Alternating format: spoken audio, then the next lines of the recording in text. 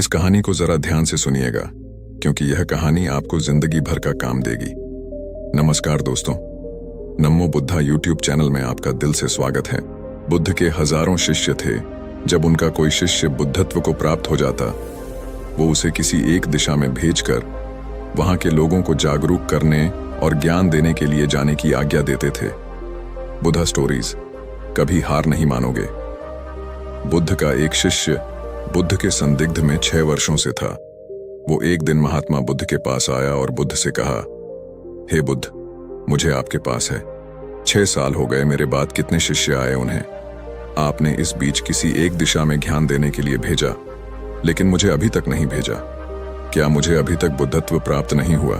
बुद्ध मुस्कुराए और बोले, यह तो तुम्हें खुद समझना होगा कि तुम्हें बुद्धत्व प्राप्त हुआ है या नहीं। शिष्य बोला, हे बुद्ध, आपने मुझे इन 6 सालों में जो भी उपदेश दिया, मुझे वो सब याद है। आपकी बताई एक एक बात मुझे याद है। आप मुझसे भी पूछ सकते हैं, मैं आपको हर उत्तर देने के लिए सक्षम हूं। आप मुझे एक मौका तो दे, ताकि मैं किसी भी दिशा में जाकर लोगों को आपके ज्ञान के बारे में भी बता सकूं। बुद्ध ने कहा, ज्ञान की बातों को याद रखने से कुछ नहीं होता, जब तक आप उसे अपने आचरण में न लाओ। जब तक आप किसी भी चीज को अपने आचरण में नहीं लाओगे, तब तक आप दूसरों को नहीं कह सकते कि वो उसे अपने आचरण में लेकर आए। शिष्य ने कहा, जो भी हो, कृपया आप मुझे एक मौका दें। आप मुझ पर भरोसा रखिए। मैं सभी को अपने ज्ञान से प्रभावित कर सकता हूं। मैं लोगों को ऐसी बातें बता सकता हूं जिससे उनके जीवन में शांति आएगी और वो शांतिपूर्ण अपना जीवन जी सकेंगे। बुद्ध ने कहा, अभी तुम तैयार नहीं हो। जब तुम तैयार हो जाओगे, मैं तुम्हें खुद सही मार्ग पर जाने के लिए कहूंगा। शिष्य ने कहा, क्यों बुद्ध, आपने मुझे इन 6 वर्षों में इतना भी ज्ञान नहीं दिया जिससे मैं लोगों को प्रभावित कर सकूं। बुद्ध ने कहा, ठीक है, तुम पूर्व दिशा की तरफ जाओ। वहां तुम्हें एक गांव मिलेगा, उससे तुम भिक्षा मांग कर लाओ और वहां के लोगों को अपने ज्ञान से मदद करना। कल सुबह तुम वहां अकेले जाना और शाम को आकर मुझे बताना तुमने कैसे वहां के लोगों की मदद की।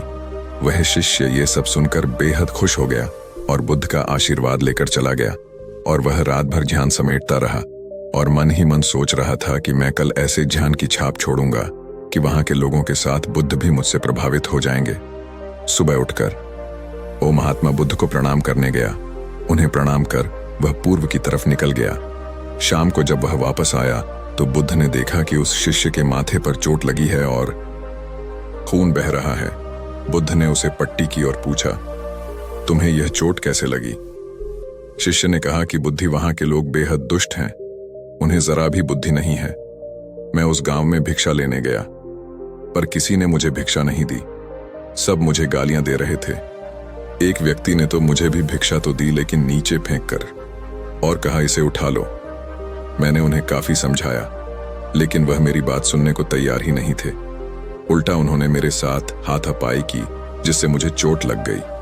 हे बुद्ध, आप मुझे दूसरी जगह भेजें, जहां के लोगों में बुद्धि हो, इस तरह ना हो। बुद्ध उसकी बात सुनकर मुस्कुराए और बोले कि अगर तुम्हें दूसरे गांव में भी ऐसे ही लोग मिले तब तुम क्या करोगे? शिष्य ने कहा, हे बुद्ध, ऐसे लोगों को कोई ज्ञान नहीं दे सकता।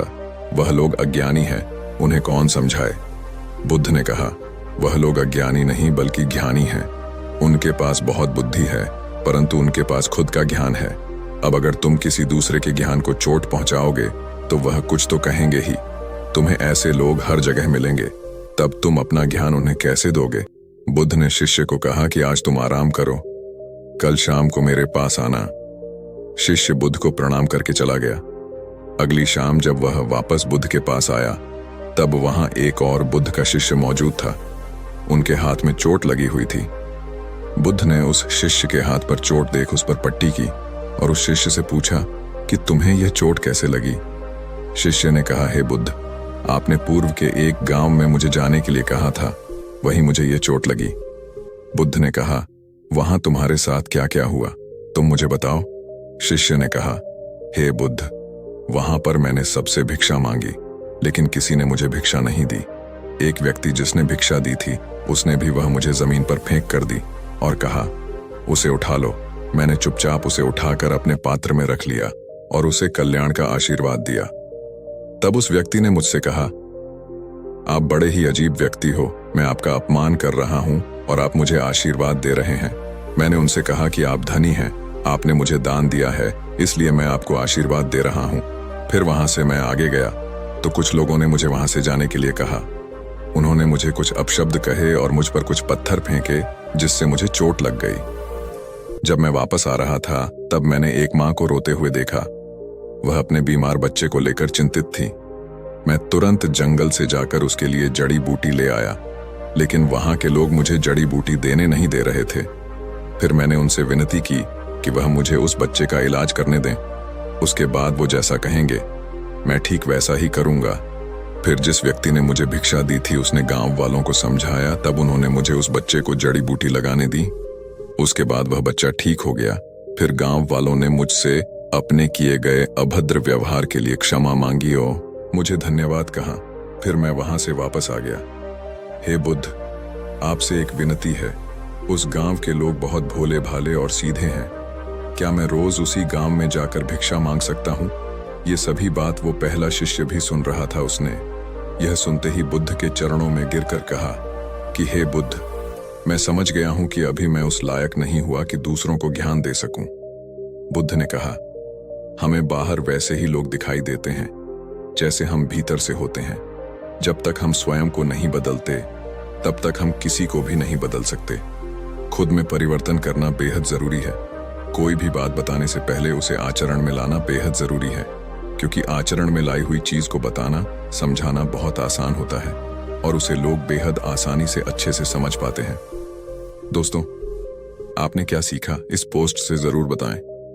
दोस्तों, हम सभी को ऐसा लगता है कि हमने जो कुछ भी सीखा है वह हमको दूसरों को सिखाना चाहिए, लेकिन हम जाने अनजाने में दूसरों को सिखाने के चक्कर में हम कभी कभी गलत साबित